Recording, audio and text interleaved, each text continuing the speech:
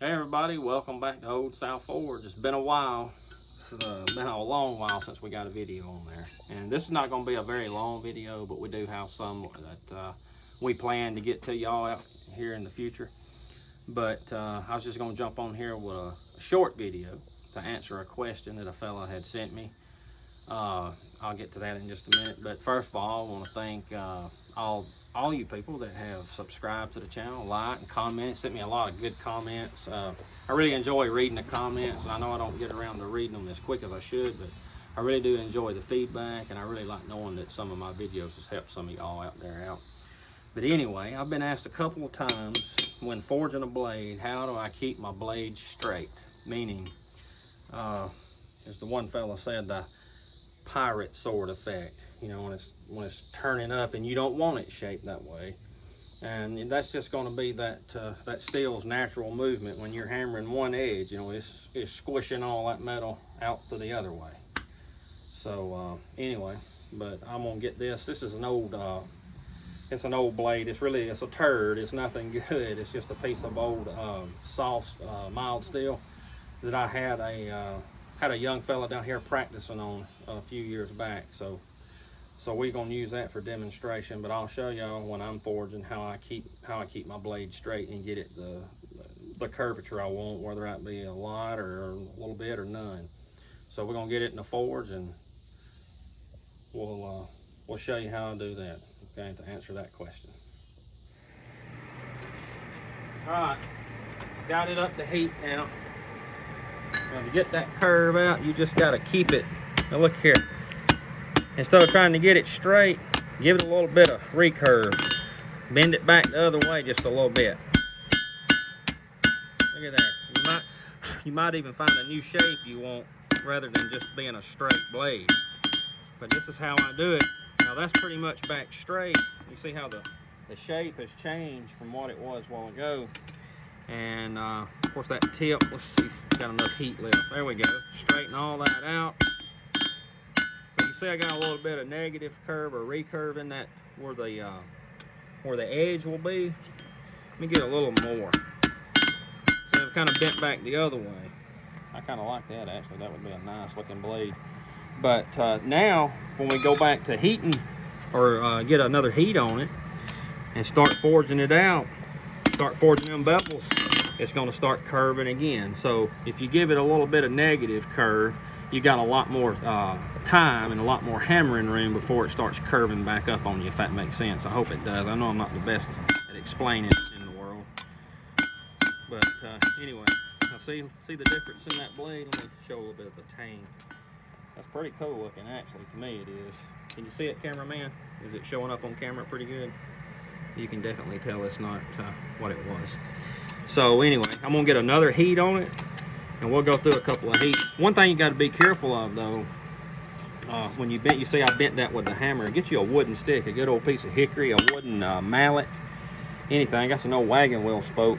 Because when you start getting your bevels down pretty thin, and you need to hit it, you know, to straighten it back up, a lot of times it's gonna roll your edge, or what will be your cut edge. It's gonna roll that sucker over like Play-Doh. And 9 times out of 10, you can fix it. You can kind of iron it out with the hammer if you just take your time. But if you'll get you a wooden club or knocker, it still will, if they're pretty thin, it'll still roll it over, but it's not as apt to do it. And you can use your wooden hammer or whatever to keep it straight. It don't do so much deforming as that metal hammer.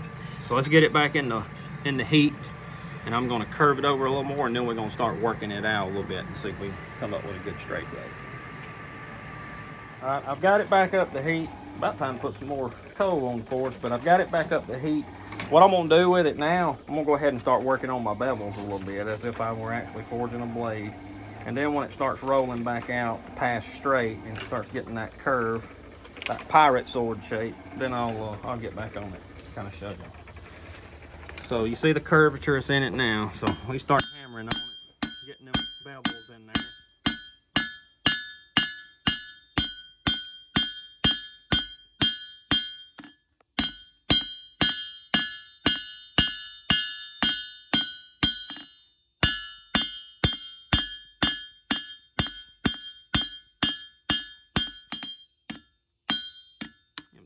they're about worthless now for this. See it straightening back up. It's starting to come back true.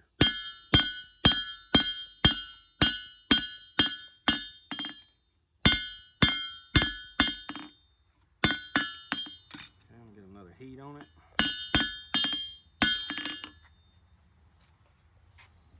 Alright, let's get it back on the anvil and see what we can do.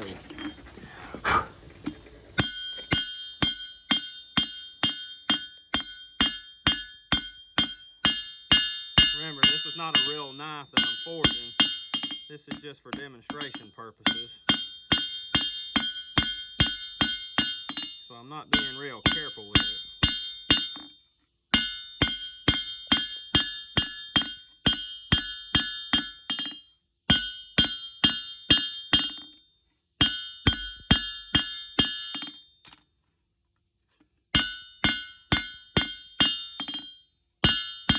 There she goes, creeping back up the other way. See that point starting to curve back up. I'm gonna get a smaller hammer, and I'm actually gonna go over to the smaller anvil on this next heat. Alright, we switched hammers and we switched anvils. This anvil don't have much ring to it, and I got it deadened with these railroad spikes sitting down on the feet. Okay, so now there we are, back to the pirate sword shape. So we don't want that. Actually, I kind of like it, like the old Indian skinning knives, old scalper, I mean. All right, so you want it back straight. It's no big deal. Just to keep her straight, we get it back in the heat. Just gotta be sure. Don't try to bend it, you know, just make sure it's hot, it's plenty hot like it's supposed to be. You don't want to overheat it, but you don't want to start flexing it that much underheated here, because you're going to put stress in it and ruin it, and it's probably going to break in the quench if you ain't got it hot enough. I hope y'all can hear me. I know we've had a few problems with audio before, and I'm talking as loud as I can without yelling at y'all. We don't want to yell. But anyway, hopefully y'all can hear me. I hadn't watched the video yet, of course, and we'll get on that later and see what we got. I hope all y'all are doing well. I hope your temperature is at home is cooler than ours down here in northwest Georgia. It's kicking about 95, 97 degrees. It's cooled off a little bit here now. It's 5 minutes after 8 o'clock p.m. Got some ash going now, sparks flying. Don't want that in the eyeball. Not a good way to wind down a Friday evening.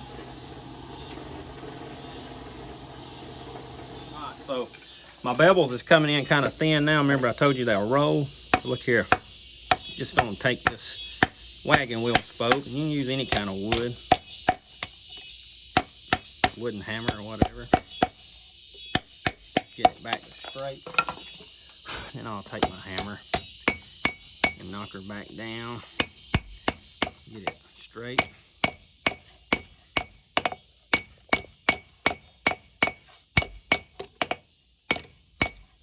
Now that's still, see there? It's no big deal. Just go back over your edge. It's gonna be edge. Get all that flattened back down. Get them snake waves out of it. But the tip of that one, see that tip is still up just a little bit. Let's fix that, okay? Let's just do that. I wish now this was a good piece of 5160. I'd just keep going with it and make a nice blade out of it.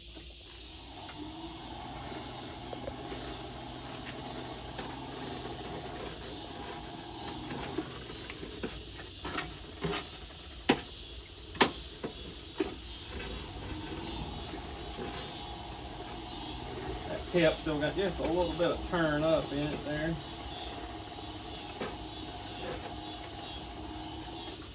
See what we can do here now. Put it right on that tip. There we go.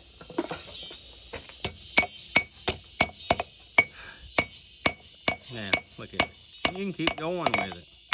And just remember, the more you go back forging, it's going to start turning up. So that's why I say Give yourself plenty of room. When it starts that, go ahead and reverse that curve. Give you some negative in there, recurve, whatever you want to call it.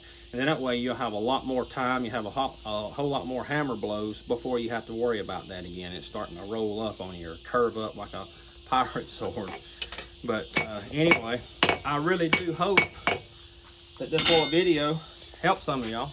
But look at here, you remember what it looked like to start with, if I don't drop it. But there it is. Now that's just how you keep it straight. There's no big deal to it. And if you roll your edge, if you roll that, don't worry about it. You can fix it. As long as you don't tear it or really just, you know, fold it over so bad that it's lapped over on itself. You don't want that, because that'll come back to haunt you in the end product, because it won't, unless you're going to forge weld it all back in, and you're probably not going to be doing that. When you go to working, grinding in your bevels, you're going to figure out the hard way that you rolled that and lapped it over on itself, and it's going to be a big ugly void there, and you're going to have to do something else with it. But anyway, there it is, straight. I hope the video helped y'all. Say that's junk. That was just for demonstration purposes. But anyway, maybe that'll help some of y'all. Hope it answered the question. And if you was wondering about that, if I didn't cover something or you still not straight on it, shoot me a comment in the video. Hit me up on Facebook, Chad Matthews on Facebook. I got Old South Forge, Handmade Primitive Knives on Facebook. Check that out and like it. I got a lot of my blades and stuff that I do posted on there. Like I say again, I'd like to take the opportunity to thank y'all, all y'all that subscribe, and all the comments and questions that I get. I really enjoy seeing it and hearing from y'all.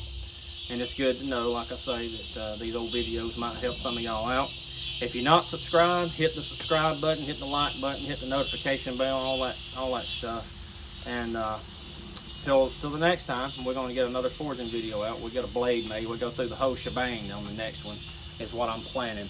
But until then, we'll see y'all on the next video. Have a good one.